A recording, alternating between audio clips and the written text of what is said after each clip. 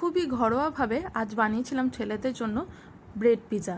তো আমি একটা ব্রেডের স্লাইস নিয়েছি আর তার মধ্যে একটা সস লাগিয়েছি। এই সসটা হচ্ছে টমেটো কেচাপ আর তার সঙ্গে মেয়োনিজ আর তার সঙ্গে একটু শেজওয়ান সস, সবগুলোকে একসঙ্গে মিক্স করে এটা বানিয়েছিলাম। তারপরে একটা চিজের স্লাইস দিয়ে দিলাম আর তারপরে একটুখানি ভেজিটেবলসের মধ্যে পেঁয়াজ আর ক্যাপসিকাম দিয়েছিলাম। ওপর থেকে একটু চিলি ফ্লেক্স আর তার সঙ্গে একটু অরিগানো ছড়িয়ে দিলাম।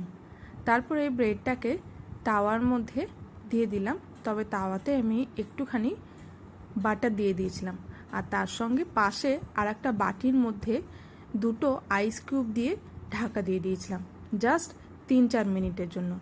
আর এই আইস কিউবটা আমি দিয়েছি কারণ যাতে ব্রেডটা নিচের থেকে বা ওপর থেকে শক্ত না হয়ে যায়। এই টেকনিকটা আমি ইউটিউব থেকেই শিখেছিলাম, তাই ভাবলাম আপনাদের সঙ্গে